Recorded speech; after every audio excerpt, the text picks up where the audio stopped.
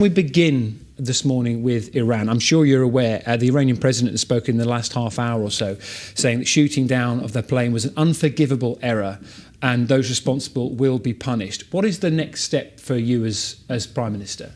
Well, obviously what we're saying to the Iranians, and I'm glad that they have accepted responsibility, and I'm glad that they've identified it as an appalling mistake, and it does appear that it was a mistake. It's very important that the bodies are repatriated and in a dignified way, and that the families are allowed to grieve and to have closure. Clearly, Iran, as President Rouhani has said, made a terrible mistake.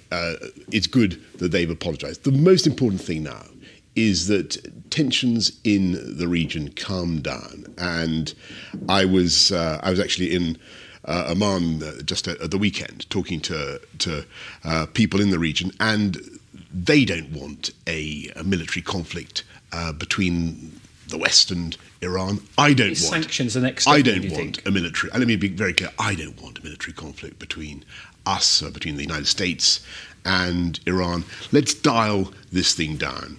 And Iran, when you look at it, it's an amazing country.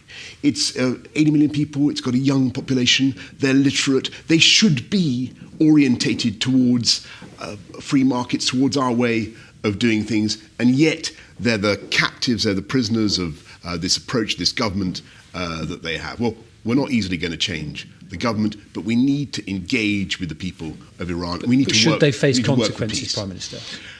Well, I think that there is a very, very, they've clearly guilty of an appalling error. I don't think that we are currently envisaging any further escalation of the tensions.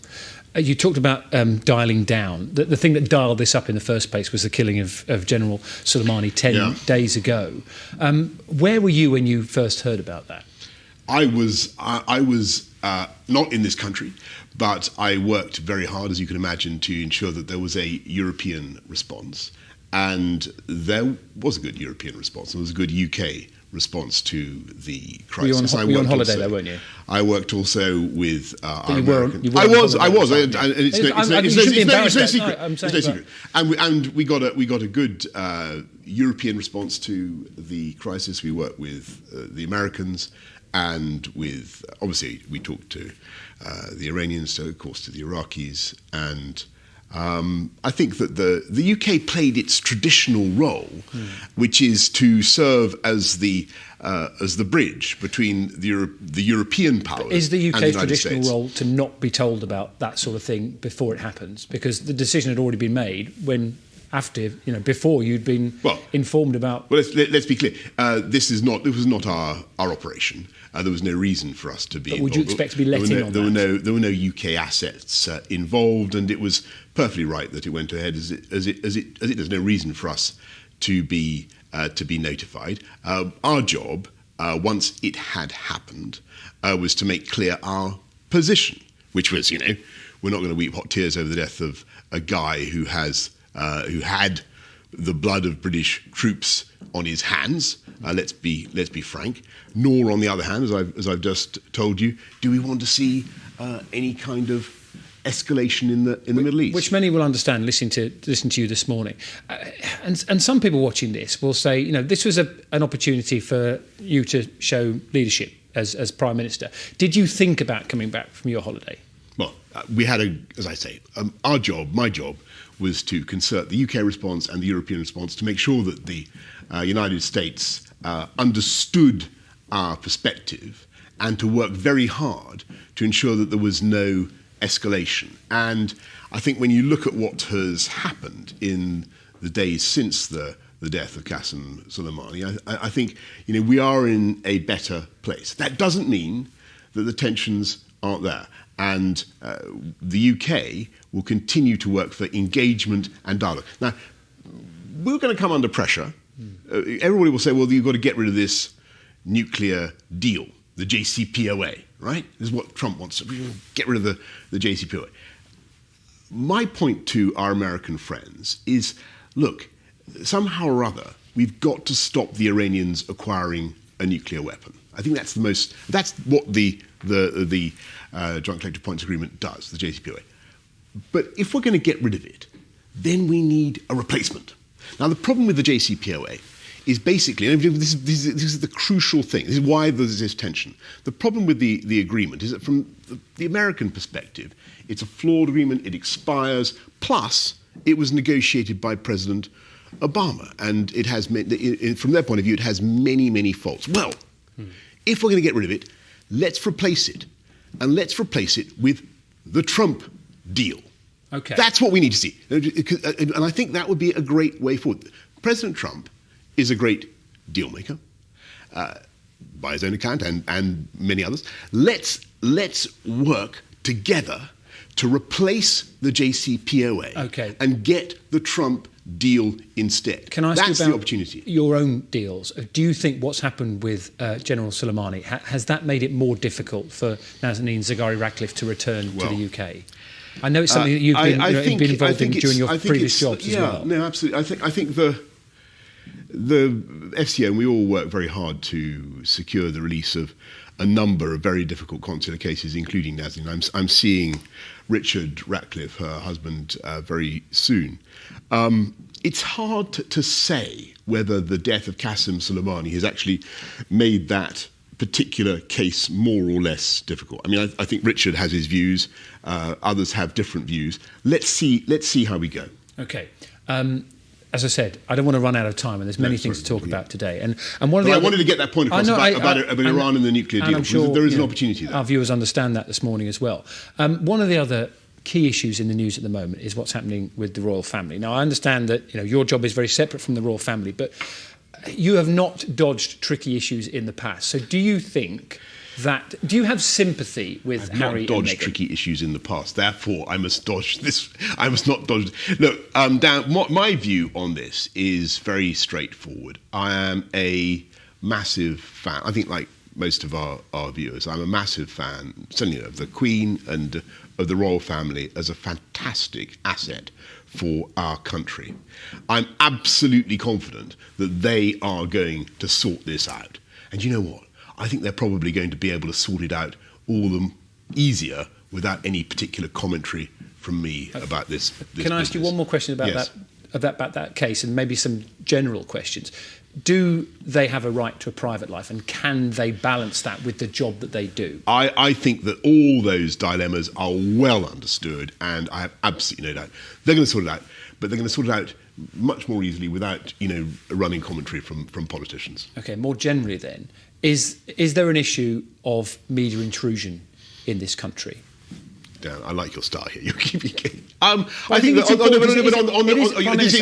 Are you asking about the role? Yes. The reason why I'm asking is it's an issue of national importance. I understand the difficulty. No, look, I perfectly respect the point. But this is a conversation that's happening in every house in the country. It is. And I think people are interested in what your thoughts on it are. Well, of course. But I mean, everybody's got an opinion. But that doesn't necessarily mean. I know, but that doesn't necessarily mean that the question is helped by politicians weighing in on this subject. The royal family is one of the great assets of this country. I'm sure they're going to sort it out, and I don't think it's necessarily helped by commentary from me. Okay, can you allow me one more question on this? Again, more broadly, I think, because last year 70 MPs signed a letter, and in that letter they said they felt that the coverage of Meghan in the British press had colonial undertones.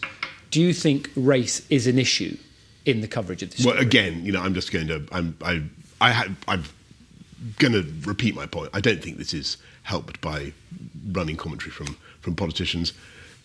Royal family is a fantastic part of our country, and so is the media, by the way. And I don't want in any way to deprecate the media, and very, very important job that they do. But I don't think this is helped by me weighing in. Okay, well, thank you for sort of answering the questions. I'm sure you understand that I need to ask. No, I do understand. I understand that everybody's talking about it, but this is something where I'm very confident. I'm very, very confident that things will be resolved. Let's move on to one of your favourite subjects, and I don't want to dwell too long on Brexit because we've spoken a lot about it in the past. But it's one of my least favourite subjects because we need to move on. Okay, well, on that issue, we're leaving the EU on January the 31st. We have until then, December the 31st. I'm sure all our viewers are very well aware of these dates now to sort these trade deals out. As Prime Minister, you've made some big promises about these things in the past, using, the sort of do or die, dead in a ditch, no ifs, no buts. Yeah. What sort of percentage can you give us this morning, live on BBC Breakfast, that there will be a comprehensive trade deal by the end of this year? I think it's very likely. I'm not going to give you a percentage. I think we'll do very well indeed. But the key thing is that we're coming out of the EU on January the 31st, the end of this month. It's not the sort of confidence we've heard from you in the past. Enormously likely. How about that?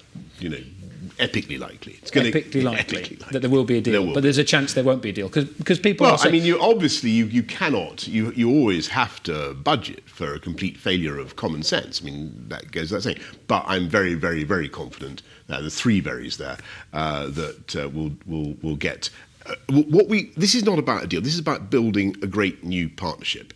And from January the 31st, what we're going to do is start working with our friends and partners around the world. Not just with the EU. We're going to start building new relationships with friends and partners around the world. The UK grows to greatness because of our championing of global free trade. That was how this country first became prosperous. We're going to rediscover that gene, and we're going to be out there in Geneva, in the WTO, leading the cause of global free trade. And whatever people say about it, free trade has done more to lift billions of people around the world out of poverty than anything else. And that is why I believe in it. And we can do fantastic deals, not just with the EU, but with countries around the world. That work begins on February the 1st. People this morning might have seen their newspapers a story about the Brexit bongs at Big Ben. Bongs, Do you think there should be bongs on? Well, the bongs, the bongs bongs cost £500,000 because they're very costly bongs. But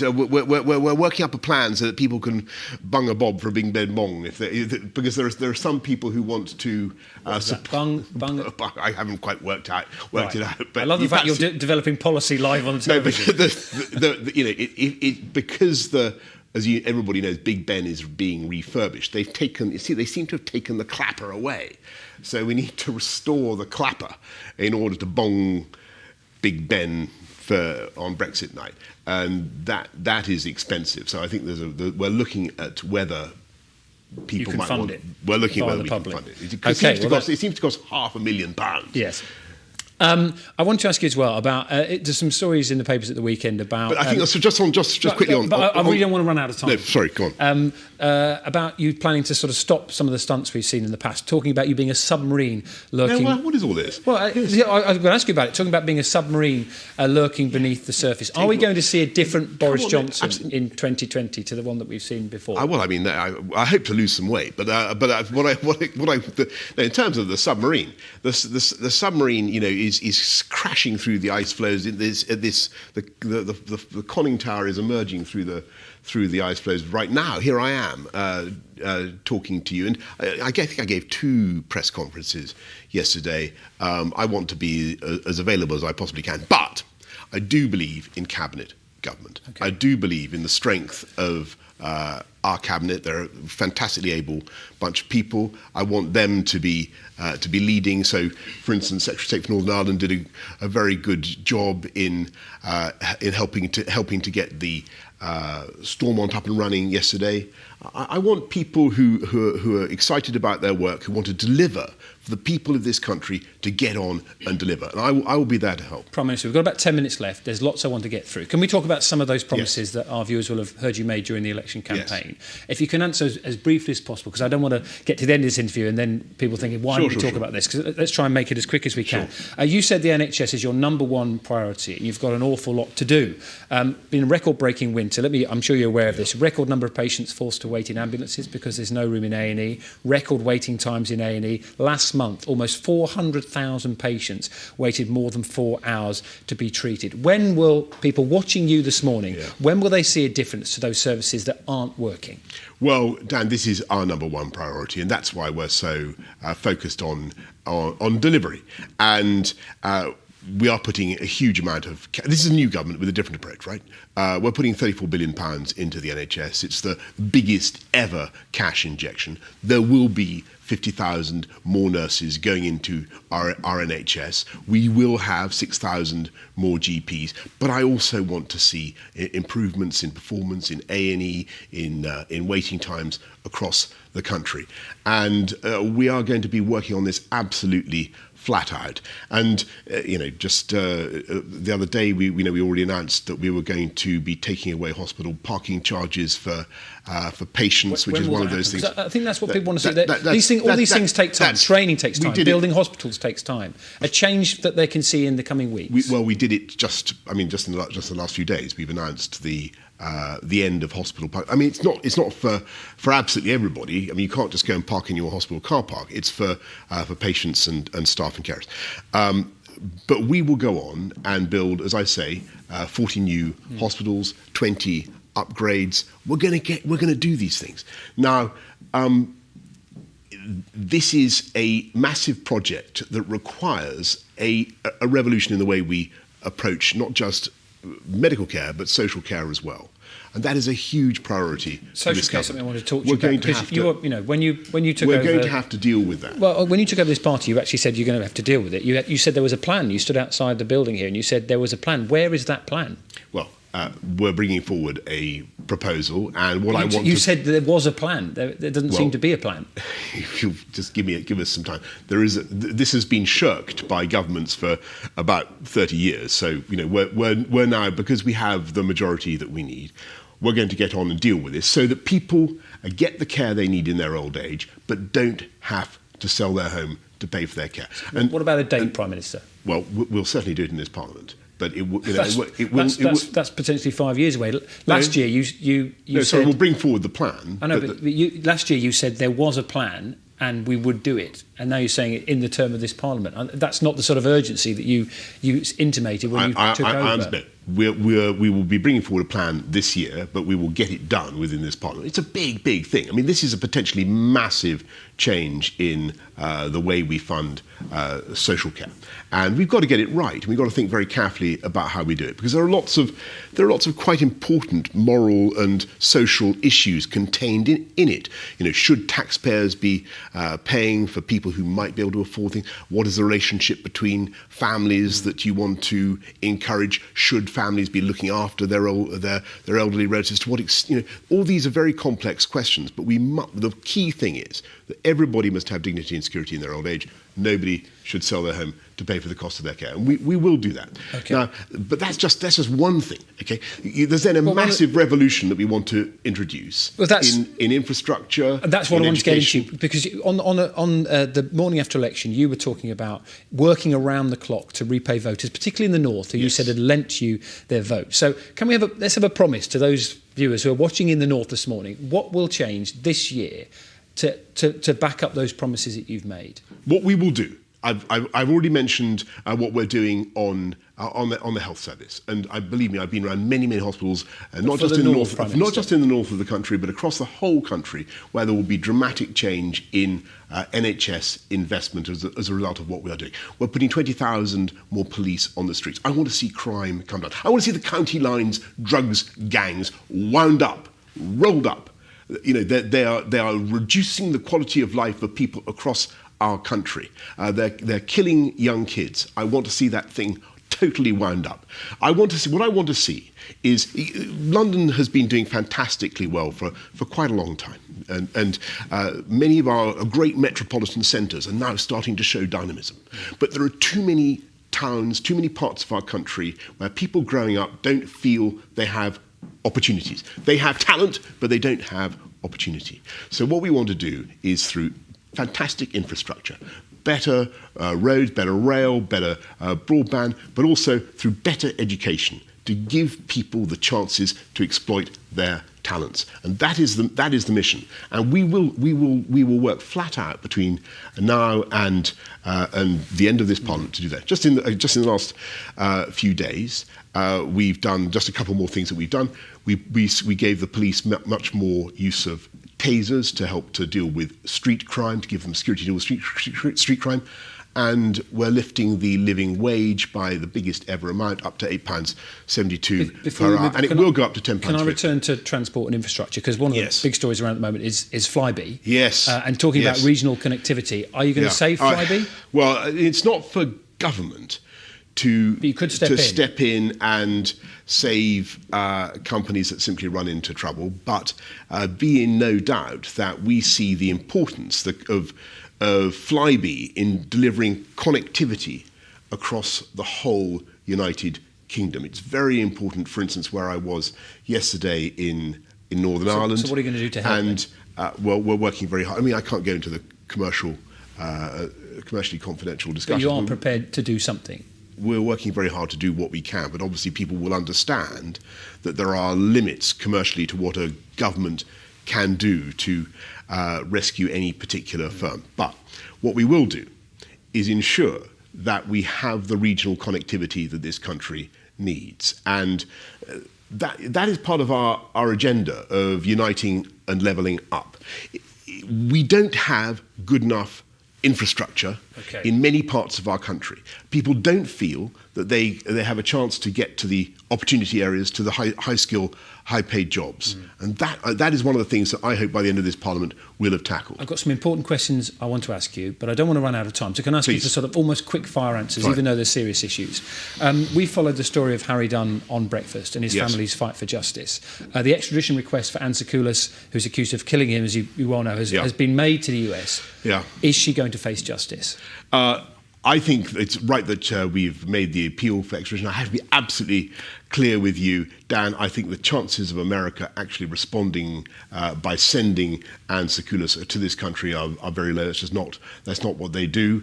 But we will continue to make every effort that we can. This next story is also connected to United States. The issue of Huawei. A US source has been quoted in numerous papers giving access to Huawei in this country to the 5G network. They say would be nothing short of madness. What do you say in response to that? Well, I say to all those who the British public deserve to have access to the best possible technology. I've talked about infrastructure and technology. We want to put in a gigabit broadband for everybody. Now, if people oppose one brand or another, then they have to tell us what's the alternative, right? On the other hand, let's be clear. I don't want, as the UK Prime Minister, to put in any infrastructure that is going to prejudice our national security or our ability to cooperate with Five Eyes intelligence partners. Before the election, I asked you about the Russia report. I want to ask you about it now as well, because you promised it wouldn't be pushed into the long grass. So when will we see it? This is about, for those who don't know, this is about Russian interference in UK politics. Well, it will be published in due course. I don't know exactly when it's going to be published, but there is absolutely no reason why it should not be published. Weeks, months? Weeks. I don't know how many, but I mean, there's nothing to. I happen to have read it, and I think that after all that clamour in the election campaign, I think people are going to be disappointed. But anyway, it'll appear. Okay, one final question. You said that you wanted to lose weight in 2020. Yeah, I did. I don't know why I said that. It's absolutely true, but I do, yeah. You, during the campaign to become Conservative leader, we were told that you went vegan. Are you doing veganuary?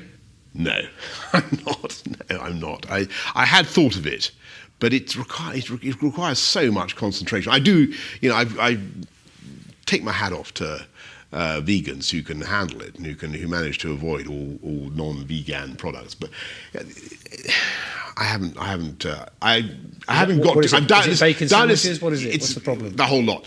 Doubtless somebody will send me a. I mean, you can't eat cheese, can you? You can't eat cheese if you're a vegan. It's an issue. It's just a crime against cheese lovers. It's a crime against cheese lovers. Prime Minister, I know we covered some serious issues and finished off on a slightly more frivolous note, but thank you very much. Thank you very much. Really appreciate it. Absolutely.